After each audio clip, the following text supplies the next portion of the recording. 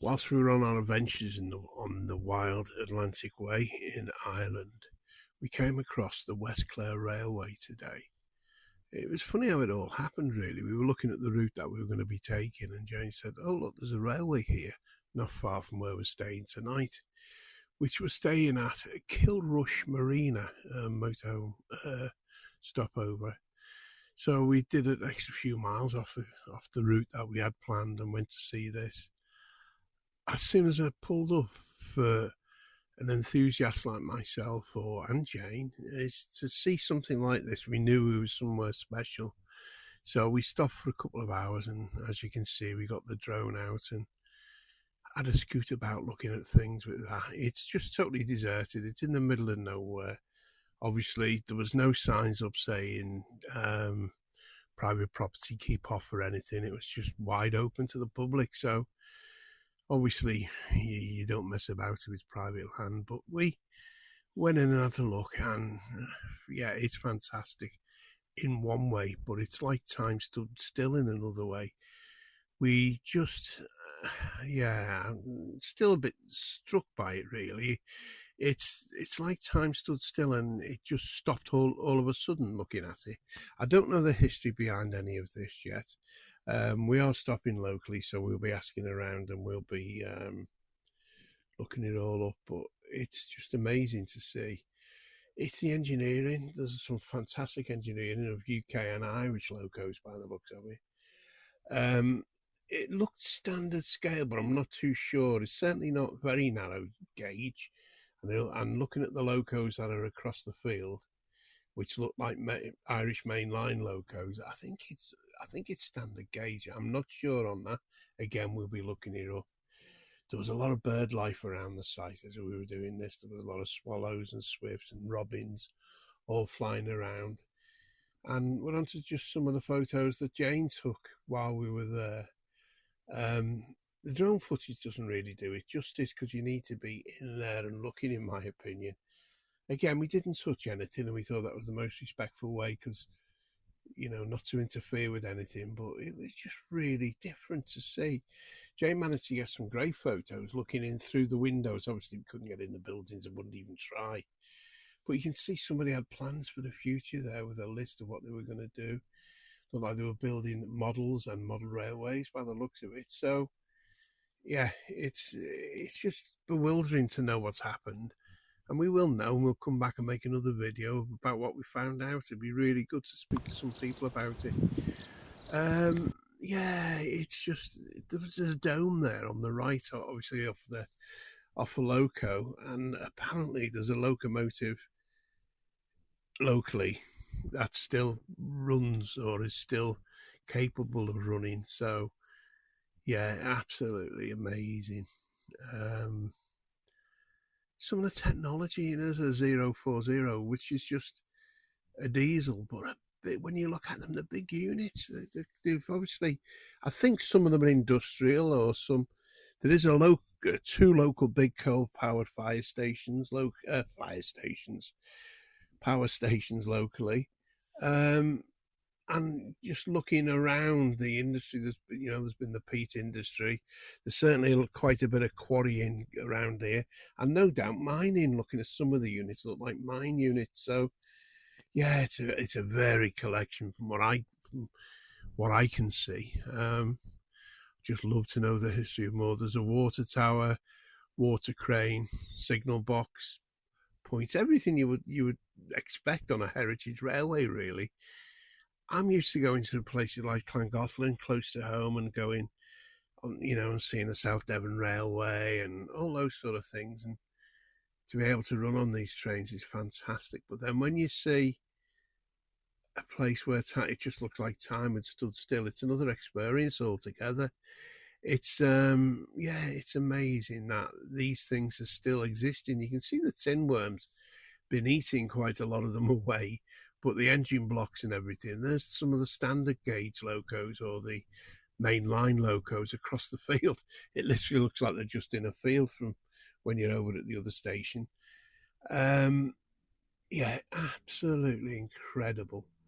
There's also some wagons there. There's some tippler wagons there, which appear to be able to go in either direction, and tipping that is. And yeah, it's just the way it's just stood still is absolutely incredible. Quite eerie. When we were walking about the place, we thought somebody's been doing something. It's like that loco over there. Then the wheels were painted and the connecting rod was painted, but then the rest of it's now rusting. Obviously, due to the Irish rain or liquid sunshine, as they like to say. It's amazing. The station building itself is in fairly good nick. It certainly is one of those things.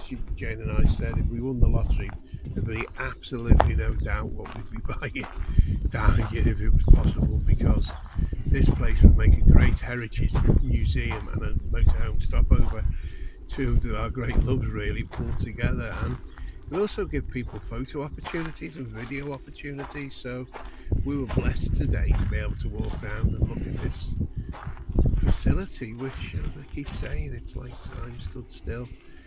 These, for me, is the best bit. You look at some of these diesel engines, and they don't look half bad. They look okay. It's. I said to Jane on the way back, a couple of good lads and myself, and spend a few weeks. It'd be great to just get one of these units going. It'd be smashing. Some of them I have no idea. Obviously, there's people with a bigger railway background than I will know what these units are and how powerful they are. But the size of the engines and what have you look fairly big to me on that unit in particular. Obviously, these are the Rustons and what have you, which we know about, and yeah, and some of the chain drives. There's chains just lying on the floor of the units. Some are obviously gone, like this one. It's gone beyond, I think. But you never know with people, they might just be able to rectify these things. It's complete rebuild jobs, obviously. Some of them had new alternators on and stuff. This one not, but I think it looks like a dynamo actually. Anyway, some of them did have, and you could see wiring had been put on. One of them in particular I was really fascinated with, because it looked as if it had a drive shaft running a dynamo, and then off the back of the dynamo it looked like there was a pulley driving an alternator. So yeah, they're amazing. This is only a small unit by the looks of it, a 2-cylinder maybe. 2-cylinder diesel, obviously, I would imagine. And is this the one? I think this could be the one with the... No, it's not. It must be the next one. It's sort of the next but one. Yeah, the aluminium has obviously seen it's been attacked by the elements, shall we say. But in all, some of them do look as if they could be fixed. This was, this is the one with the Mikey. Yeah, he's got the, I think that is, the red unit looks like to me as if it's a dynamo, and then off the back of that shaft there's an alternator. So anybody knows, please leave a comment, because it fascinates me, the engineering on these. As I say, I don't know a great deal about them. There's some experts out there, so really nice to know the history of these type of things. And we're getting towards the end of the line, but to be able to see this many logos in one place, it's incredible, absolutely incredible. This was just filmed on a little action camera, just walking along with it. There's the chain up one of the drives there, just sat there, and the windows there as well.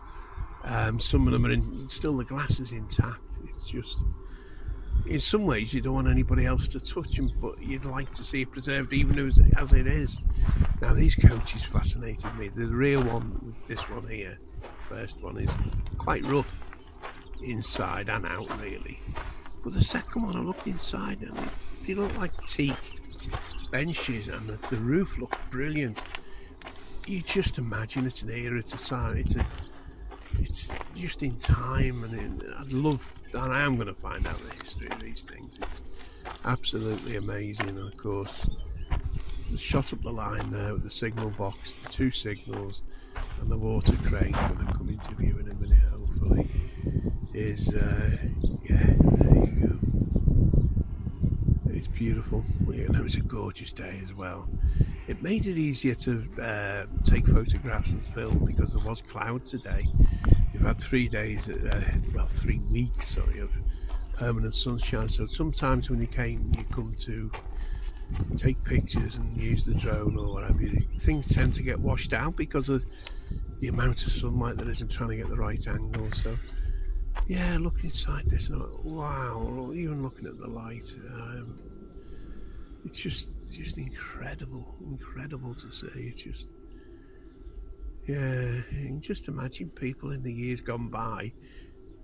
I can't remember many, or if any, coaches in Great Britain or UK that have benches in like that. Maybe again I'm wrong. Maybe it's something we did have, but I'd never seen it before. So that to me was new, and yeah, it just got smacked by it all today anyway. So I hope you're enjoying this because it's one of the first videos I've ever done of anything like this.